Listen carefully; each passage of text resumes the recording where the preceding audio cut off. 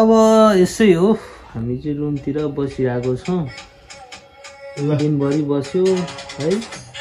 ए किन बजाइरहेको यो गीत अच्छा मान्छे यहाँ भिडियो बनाइरहेको छु यार त्यो गीत चाहिँ अफ गर त यो म कान पाकिसकेँ क्या यार लामो जस्तो यो गीत अफ गर क्या म यो कान पाइसकेँ गीत सुन्दा सुन्दा यार छ्या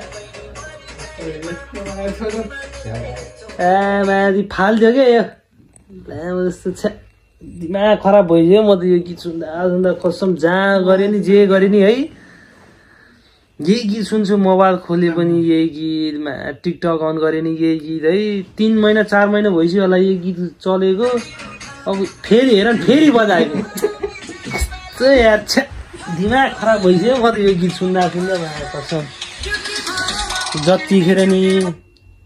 2 महिना भइसक्यो त्यसका जतिखेर नि यही गीत के हग्दा मुद्दा जता जे जहाँ गरे पनि यही गीत सुनिरहेको हुन्छु म कसम दिमाग खराब भइसक्यो यो गीत सुन्दा सुन्दा कान पाइसक्यो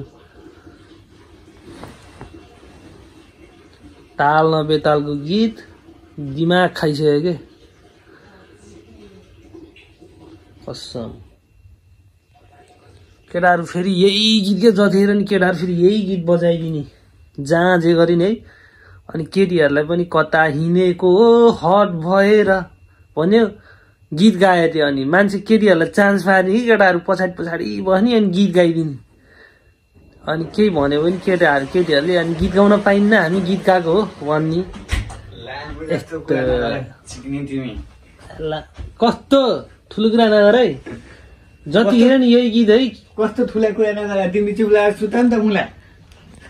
जस्तो जतिखेर नि है जहाँ बरु पढ्नु नि त्यो के अरे जापानिज गीतहरू सुन्नु यार जापानको पढाइ नै यही त अनि हट भएर अरू गीतहरू सुन दिमाग खराब हुन्छ हौ यो गीत सुन्दा त मलाई त हस् अब त्यस्तै गीत सुन्नु पर्यो अनि राम्रो राम्रो नेपाली गीतहरू छ पूर्ण राईहरूको छ राम्रो राम्रो पप गीतहरू छ नि यार म त बरु ऱ्याप बवाल लाग्छ तिमी अब सिरो कोडेर सुत राम्रोसँग पढ अब आफू त बिग्रिया हट भएर पट भएर भन्ने मान्छे बिग्रिएको मान्छे अब तिमी साब्रेको मान्छे तिमी राम्रो प्रगति गर तिमी सुक्नुको कारण पनि यही जस्तो लाग्छ यस्तै गीत सुनेर है अनि टोयलेट गएर दिनको 4 चोटि टोयलेट जाने यस्ता यस्ता मान्छेहरू छ बिग्रियो केटाले पनि मलाई बिगार्ने भयो अब केटाहरूको सङ्गतले बिग्रिने भयो हजुर